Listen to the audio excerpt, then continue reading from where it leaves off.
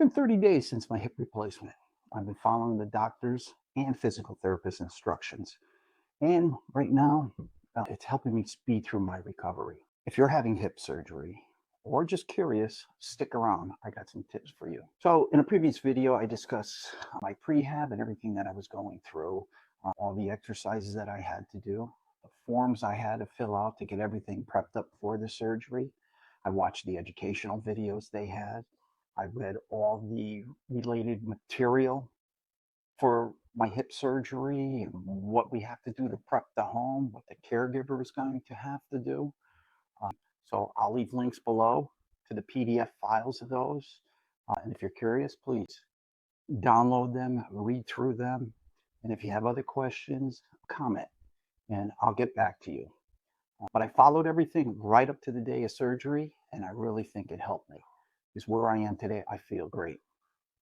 So from the post-surgery standpoint, I started out with some of the exercises on the program that was given to me to use, the Force program, and that pretty much brought me right up to today.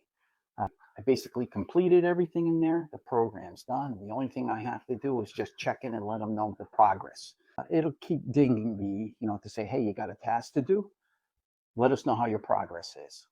So I keep that up to date just to keep the communications going. I do have a weight restriction that the doctor gave me, nothing more than 10 pounds. So I got to adhere to that. I didn't before, and my body let me know right away that you shouldn't be lifting up anything like that. I was pretty sore around my hip and groin area from straining it, so I cut that right out. I don't want to do anything that's going to set me back. So now I'm smart enough to ask for help and to do the other tasks that I need to do. I'm going to physical therapy twice a week. I started out with about half a dozen exercises, 10 repetitions for each one. That was repetitive. Some I had to hold for 5 seconds. Other ones I had to hold for just a second. Following that right along. Yesterday I got some more that was added on there. And then tomorrow I go for my next session, probably just a follow-up to see how I'm doing. And then next week I'll get a little more. And as I progress and as I get stronger, they're going to go ahead and add weight to it to build my leg back up again. It's been pretty weak. So I've got to take my time, don't rush myself, and just let it come back naturally. So once I know my leg is going to be strong enough to do the weight, I think I can start getting focused, getting back on my bike again.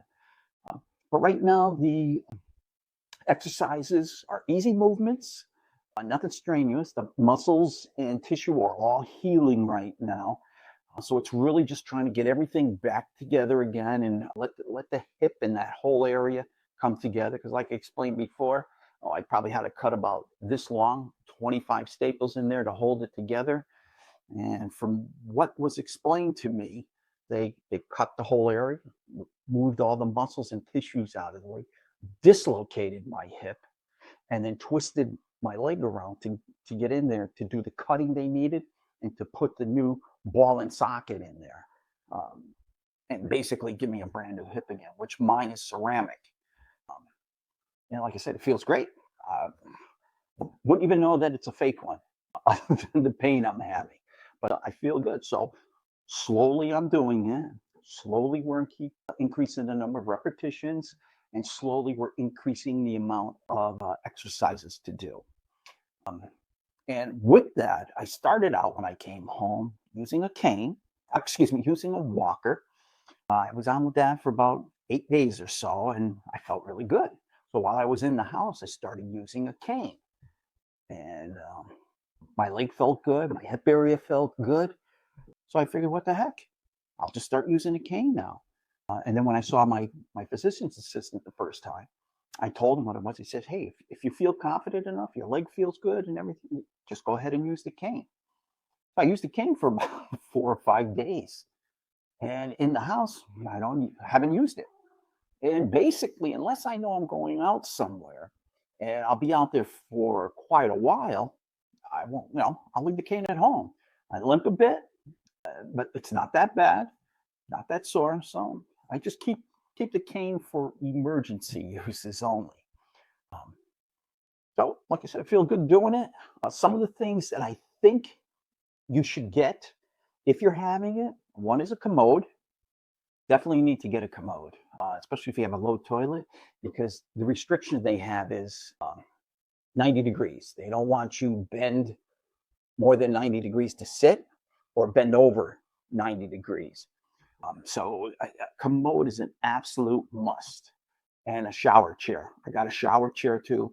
More to the fact, I'd rather just sit in the shower in the beginning and take my shower that way. I didn't want to slip and get hurt or dislocate where the surgery was and everything. Didn't want to do that. So I got a shower chair. I'll leave links to that below. Got them both from Amazon. The other thing I got was a hip kit. And the hip kit is fantastic. Comes with a grabber. So in case you drop something on the floor, you can go ahead, pick it up without bending over far enough to get it. So it works great. The other one was the sock aid, which I think is a phenomenal tool. You just slip your sock all the way on. Once you get it pulled up to cover the whole plastic tubing that's there, just take it, set it on the floor, get your foot in there, snug it in, take the ropes that you have, pull it straight up, and boom, socks on the leg. I mean, how easy is that? It's fantastic. The other two items I got the shower brush, because again, you can't bend over far, you can't lift your leg high. So get the shower brush with that. And the last thing I got was the extended shoe horn. And again, nice and easy. Sitting down, just bend over just a little bit, slip your foot in there, boom, done. So it's great to have. And then other than that, everything's been going great. Some of the recovery hasn't been easy, but I'm following everything that they're telling me. And every day I can see the progress that I'm getting on this. The soreness is going away. I think the best thing about not being as sore as I am is I'm sleeping longer at night. In the beginning, I was sleeping maybe 4 hours a night, and it was broken. Because every time you move, you get the pain. If you try to roll, in my case, the left side, I could feel the swelling and everything that was there. And you just couldn't lay on it too long. There was no way I could roll on my right side. If I did, I would have to pick my leg up. My whole groin area was so sore. So I basically laid flat in brick bed. So what I did was, after that first night, I just slept downstairs. I slept in a recliner. And even then, it wasn't that comfortable, but it restricted my movement. So I wouldn't be on my sides or anything. So I slept in a recliner for about a week. I was just getting too sore. So I sat with an upright chair, halfway through the night just to change my position. But then after that, after about a week and a half, 2 weeks, I was going back upstairs into bed. Again, it wasn't easy, but it was a lot easier than the first night I was there. So I knew what I could do and what I couldn't. And if I got too sore, I'd get up and walk around the bedroom just to stretch my legs, stretch the area. And if I had to, I would just sit up in bed and fall asleep for a while like that. But here we are 30 days later, and a lot of it is back to what I was doing before. You have to take your time, follow the instructions, and everything will be great. So I hope you liked the video. If you did, hit the like button. I appreciate it. If you want to see more videos like this, hit the subscribe button. Again, all the information that I have, I'll put the link down below. And please review the material. If you have questions, let me know. I'll be glad to answer them for you. I'll give you a follow-up video at the end of the month, let you know how my progress is doing. But in my next video that I want to do, I want to talk about insurance and how insurance plays a role, not only in the hip surgery, but also in your cancer treatments or whatever treatment you have, especially if you're going from the Affordable Care Act to Medicare. What do you choose? Do you choose the Medigap policy, the Part B, or do you take the Advantage plan, the Part C? And if you take the Part B plan, the Medigap, then you've got to look at Part D, the prescription. And in the Advantage plan, a lot of that is already all lined up in there. It includes dental, it'll include your prescription, it'll include vision.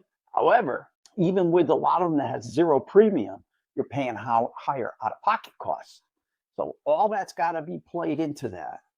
Right now, I'm going through all my numbers, all the different plans that are there, because The dollars are going way up with Congress and the bill they just passed. A lot of the cuts that are coming through. I'm trying to do all the research I can on this to make sure I'm getting the best insurance for the cheapest price that I can get. And I want to pass that information on to you. So if you do have questions, even on that, please comment below. Let me know your thoughts and ideas, what questions that you have that I can go ahead and do some research on, and I can include in the next video. So the first video I want to do is basically on Medicare Medigap versus the Advantage plan. The next one after that is appeals and denials, because you will have some issues at some point. I went through with one with my wife, and probably the biggest thing for everybody is what grants and what copay assistance is out there. That is huge. So thank you very much for your time. I deeply appreciate it. You all have a great day. Keep pedaling.